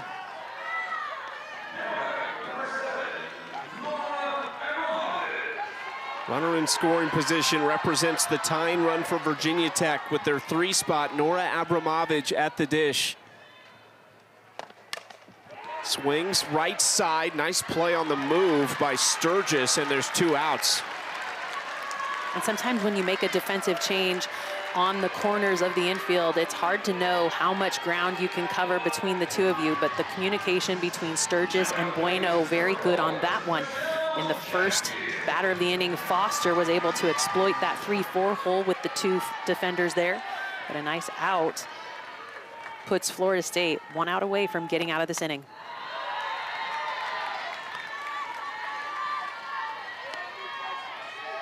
Michelle Chatfield, a pair of hits in this game, but this is the first time that she has seen Ashton Danley.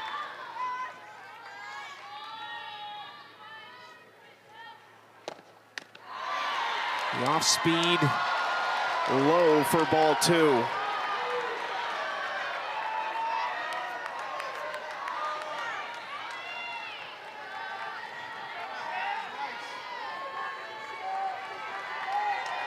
Four hits in the 3 games this weekend for Chatfield, one of them a home run. Popped up and into the stands.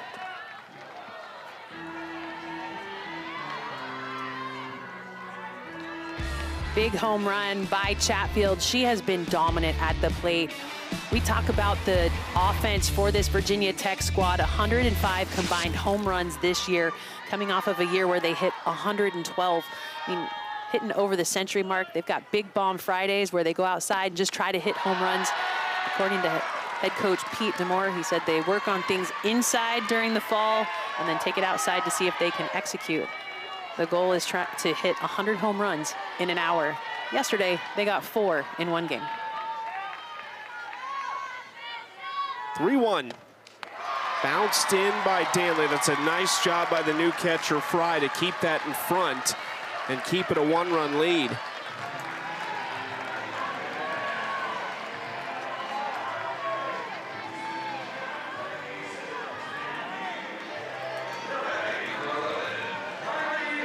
The pressure grows with now 2 on and 2 outs in the 6th.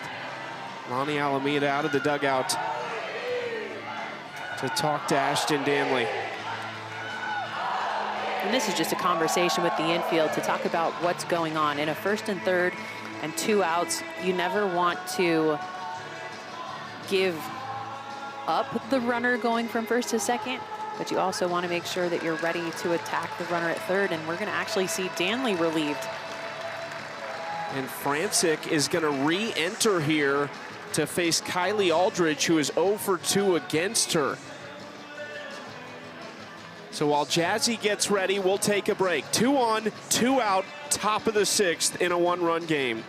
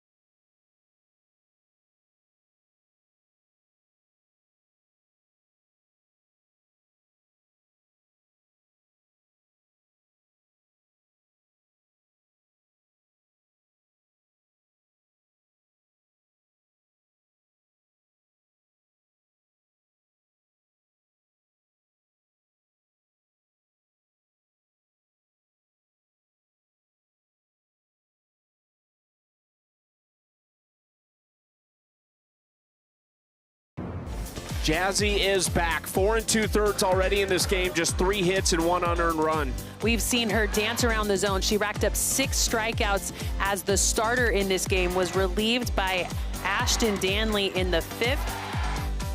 Not because of anything she was doing wrong in the circle. It was just to give these Virginia Tech hitters a different look. Well, now in a tight situation, they bring Francic back into the circle to use that disruption of timing, using her change of speed coming from the circle to try to get out of this one. Aldridge lifts it to right field, and it is just foul. On the first pitch after re-entering, Francic almost gets taken yard. And that's why speed and timing is so important at the plate. If Aldridge had been able to just make contact with that a little bit later, that ball would have stayed fair. But with the way that Jazzy Francic loves to manipulate her speeds, that ball trickles foul. Misses outside, ball one. Hitting is all about timing, and that's what makes Jazzy Francic so hard to hit against. She loves to throw all of her pitches at different speeds, which makes it hard as a hitter to dig in. 2-1.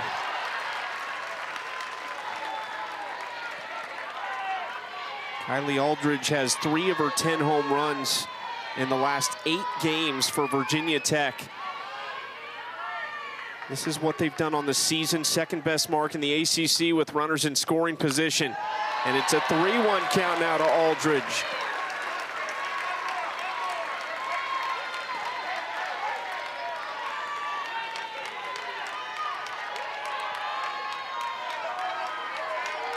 ACC championship on the line, 3-1 pitch. Outside, ball 4, bases loaded.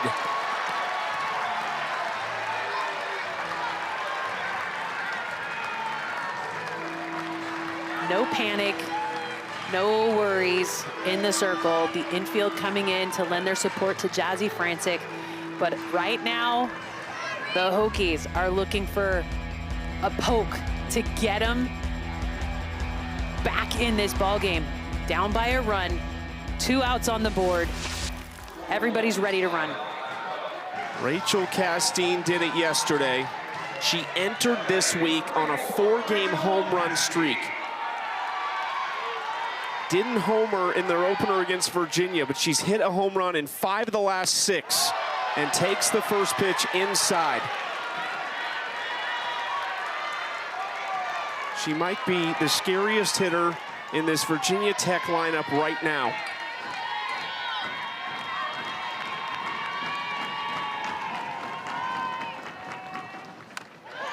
There is strike 1 from Francic. They hit nearly 360 with bases loaded this year.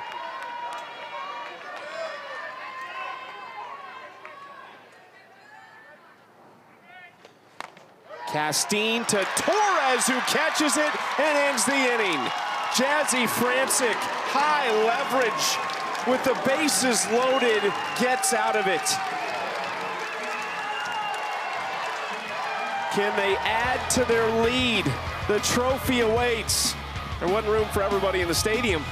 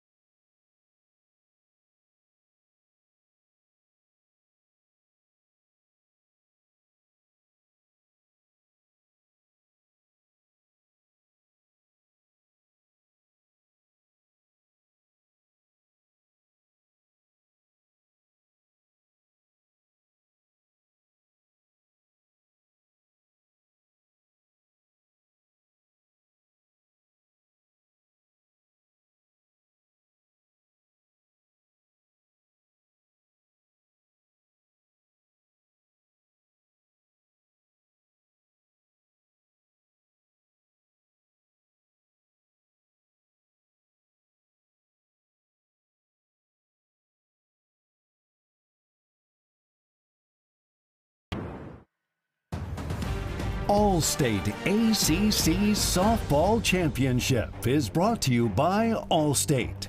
You're in good hands. This is the site of the 2026 ACC Softball Championship Beautiful city of Charlottesville, where we wrap things up in the next inning and a half. Maybe it's a one-run game right now. Florida State leading Virginia Tech in just the second meeting between these two programs in this event in the last 13 years. The other was the 2023 semifinals, in which Florida State won. Harp swinging first pitch, and there is one out. Let's talk about the job that the freshman Avery Layton has done in 3 1/3 of work. She's come in and really settled things down for Virginia Tech in the circle. Mazzarone, who was masterful in her last time in the circle yesterday, today had some issues with control and some wild pitches. Because of that, Avery Layton, the freshman, comes in to take care of this one right here. But Virginia Tech down a run.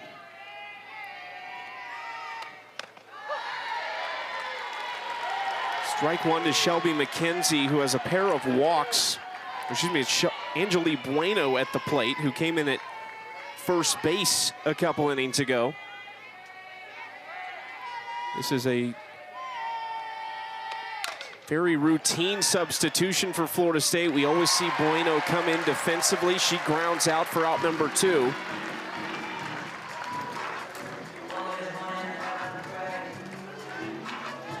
The SEC championship game is coming up next year on ESPN. So it's the SEC Player of the Year, Katie Stewart, against the SEC Pitcher of the Year, the junior Jocelyn Brisky. Mike White against Patrick Murphy. That is a big-time matchup. I love watching the videos online of when players are told about their season accolades. Katie Stewart, pretty cool reaction that they posted about her receiving the news in front of her team yesterday. Could be Brisky versus Tegan Cavan for Texas. We shall see. This is out in the center field. Long run for Foster, who makes the catch. One last chance for Virginia Tech in their rivals' building in front of a packed house.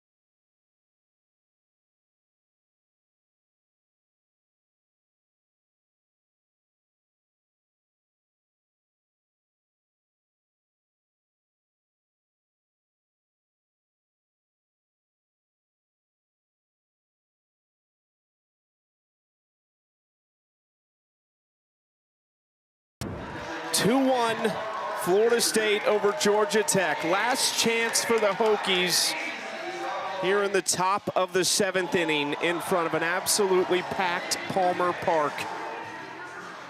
Virginia Tech looking for their 3rd ever ACC championship title. The last time they did it was in 07 and 08. Florida State looking for number 20. 10 for Joanne Graf, 10 for Lonnie Alameda if they can close the door right here. They are 44-0 when they lead after 6 innings. 7-8-9 for Virginia Tech. First pitch strike for Jazzy Francic. The Hokie catcher Zoe Yeager leads it off against the ACC Pitcher of the Year.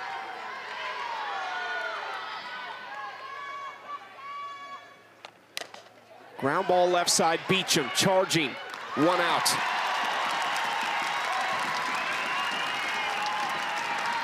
This has just been a very efficient ball game. Pitchers throwing right to the zone, nipping corners, batters aggressive early in the count, but now just 2 outs away from the end of this ball game. Potentially, unless they're able to put some runs on the board.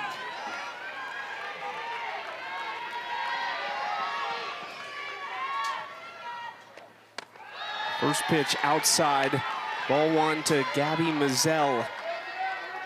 True freshman from Raleigh, North Carolina. 1 for 7 in the 3 games here this week.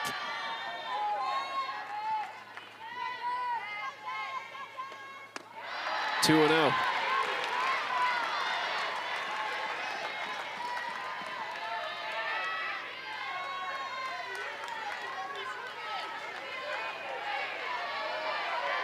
Virginia Tech has won 8 in a row.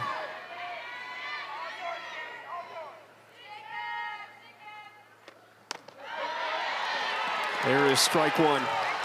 They are knocking on the door of the top 16. Florida State trying to creep up into the top 8 in the RPI. 2-1. Off the end of the bat for strike 2.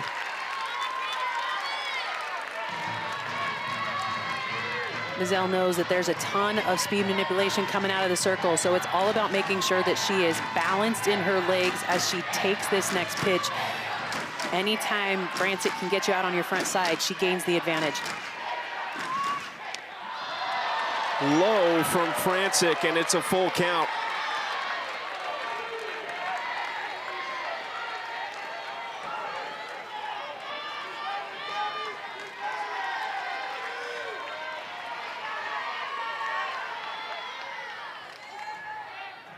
Franczyk called time and stepped off.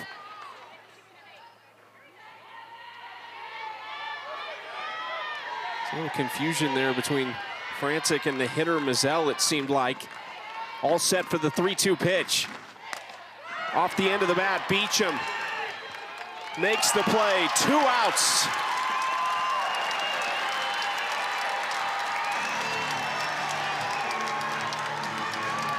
Florida State can nearly taste number 20.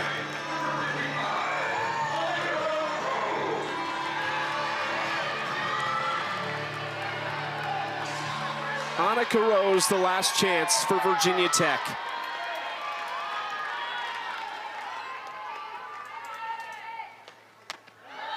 First pitch too high, ball 1. Lonnie Alameda took over the Florida State program nearly 2 decades ago. She said shortly after Joanne Graff and her went and got a meal, and Coach Graff said, look, this is yours now. It means a lot to me, but you make this program your own. Lonnie Alameda said she was as good as you can be as far as when I needed her, she was there. If I called, she'd be there, but she stepped back far enough to allow it to become my program. 2-1 count. And anytime you're in Tallahassee, you attend a game, you see Joanne Graff sitting right behind home plate, supporting her Seminoles. You know she's watching at home, supporting her head coach, Lonnie Alameda, as she chases number 20. There is no bigger fan of the program than their legendary first head coach, Joanne Graff. 3-1 count. Rose trying to keep it going and turn it over to the top of this Virginia Tech order.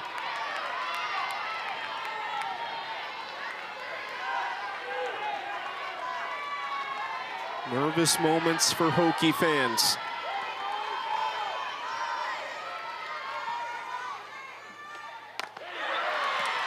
Strike 2.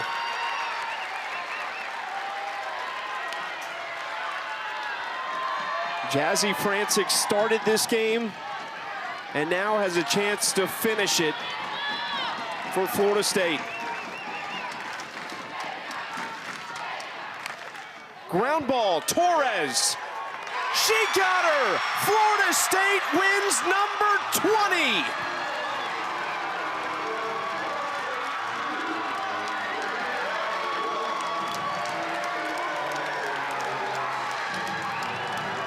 Florida State is a team that loves to start the year in development and put it all together at the end of the season. Lonnie Alameda, a coach that never panics, that trusts her players, brought in 9 freshmen this year. It's been a year of development, and they've been able to put it all together here at the end of the season as they head into the postseason.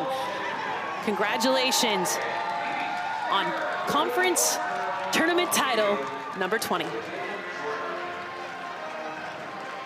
Virginia Tech came oh so close, but it's the Seminoles and a familiar sight for ACC softball fans with the trophy in hand.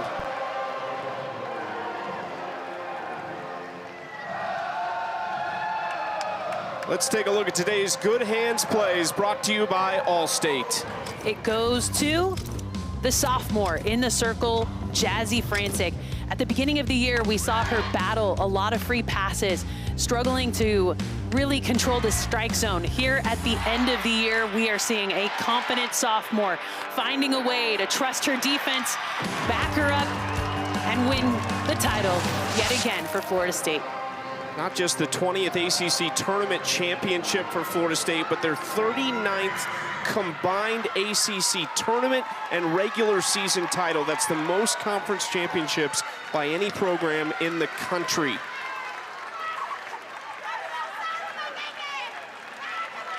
The t-shirts are out, the celebrations have begun, but not before the handshakes have happened.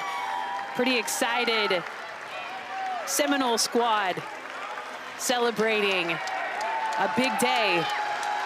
But tomorrow is what they'll be waiting for, seeing where they end up in the postseason and the seedings. I think this win might have given them the chance to get into the top 8 and find a way to host both regionals and supers. Lonnie Alameda has done it so many times, but you could see her there jumping around with her team. It just never gets old for the 18th year head coach. For my partner, Jenny Dalton-Hill, our producer, Todd Koulis, our director, Paul Druzniak, and our entire awesome crew, big thank you to everyone here in Charlottesville. I'm Chucky Kemp. Thank you so much for joining us. No better trio to put a bow on this than Taylor Tannenbaum, Brittany McKinney, and Alex Powers.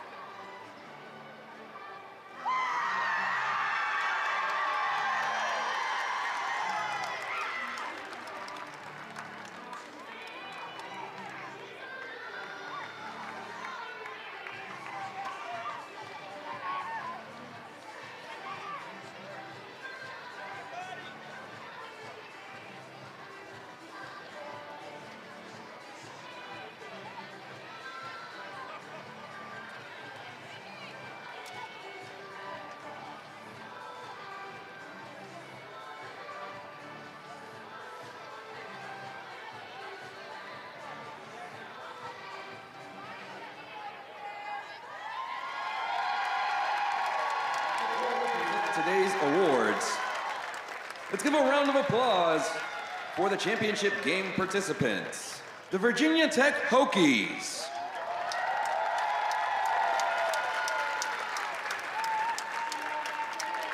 And the Florida State Seminoles.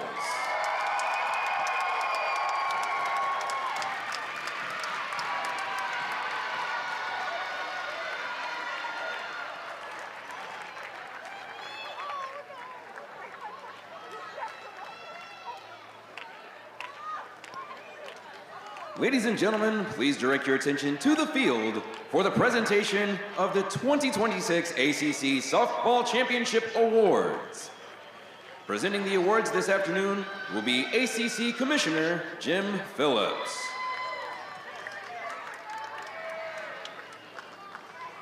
First, we will announce the members of the 2026 ACC Softball All-Tournament Team. From Duke, Jessica Oakland. From Georgia Tech, Addison Lushberg. From Louisville, Bree Despines. From Louisville, Madison Pickens. From Virginia Tech, Bree Carrico.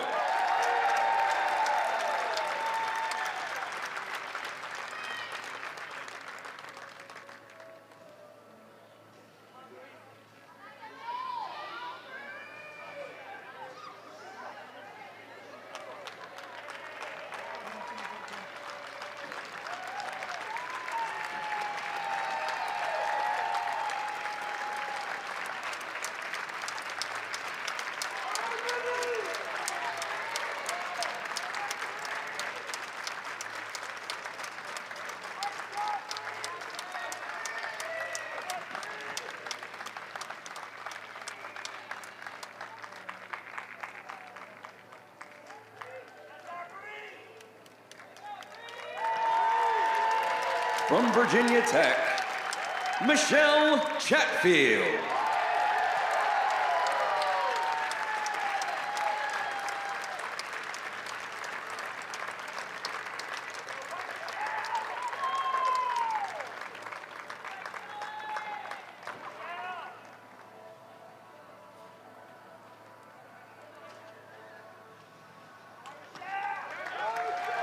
From Virginia Tech, Emma Mazzarone.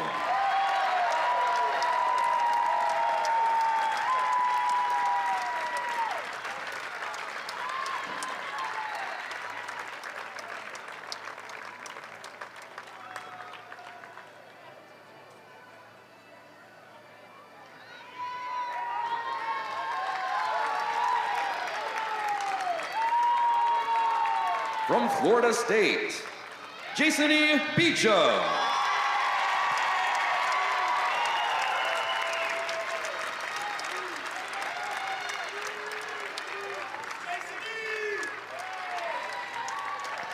From Florida State, Ashton Danley.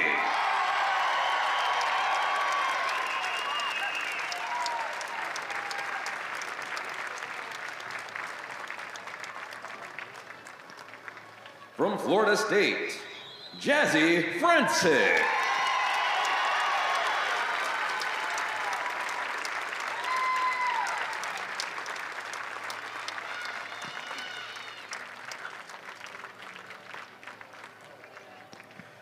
And from Florida State, Isa Torres.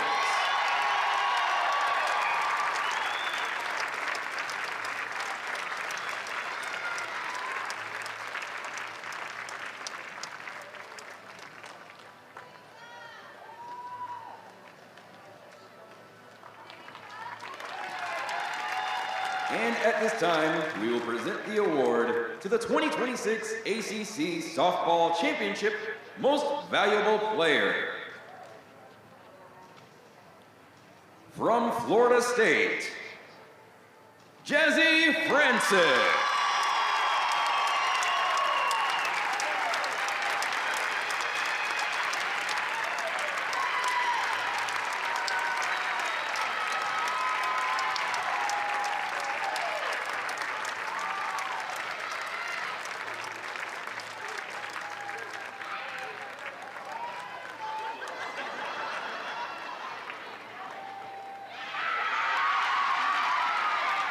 Let's give a round of applause to the 2026 ACC Softball All-Tournament Team.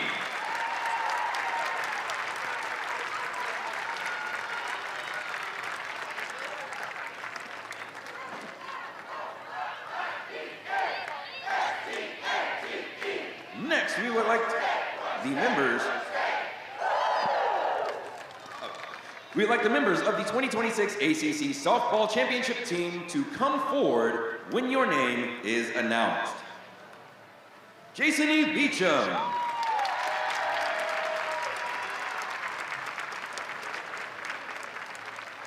Angeli Bueno.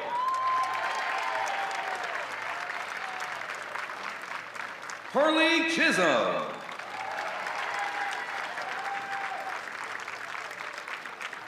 Ashton Danley.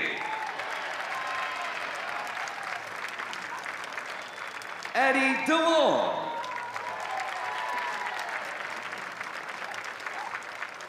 Bella Dmitrievich.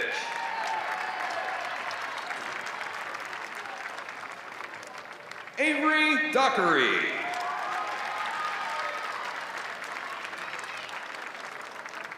Jazzy Francis.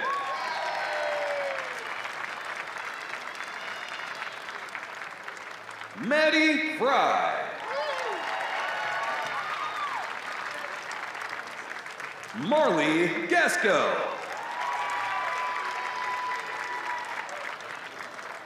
Haley Griggs. Kennedy Hart. Marin Heller.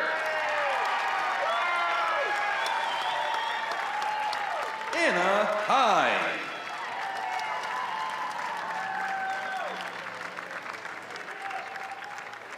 Shelby McKenzie. McKenna Reed. Bella Ruggiero. McKenna Sturgis. Isa Torres.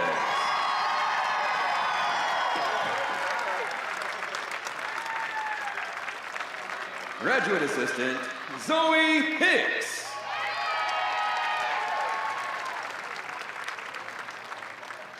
Strength and Conditioning Coach, Bailey Victoria.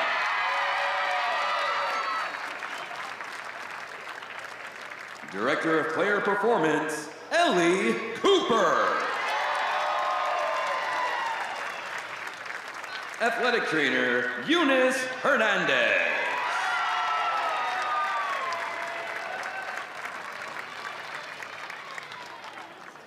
Equipment Director, Frankie Grizzle Malberet.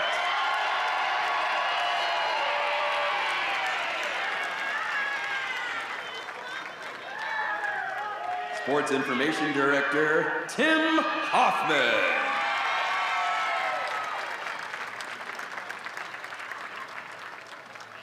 Creative Media Coordinator, Mackenzie Reardon.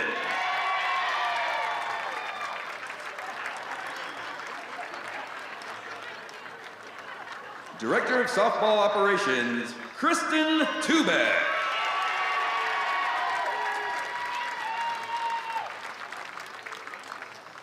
Assistant Coach, Travis Wilson.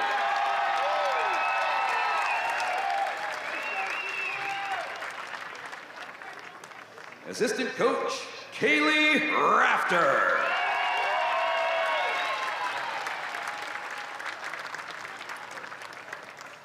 And Assistant Coach, Troy Cameron.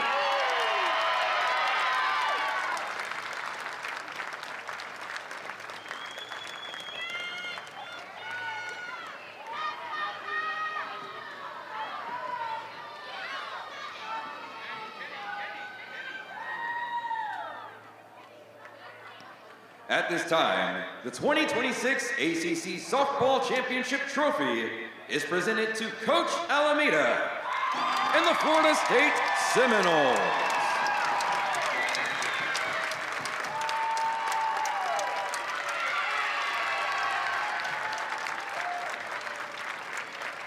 Congratulations to Coach Alameda and her team. Again, how about a big round of applause for your 2026 ACC Softball Champion, Florida State Seminoles.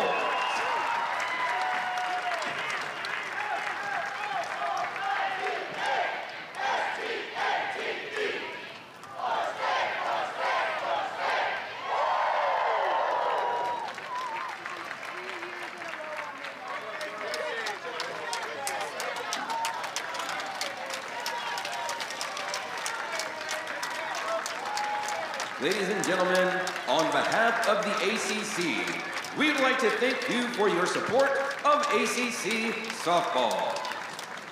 Have a fantastic afternoon and drive home safely.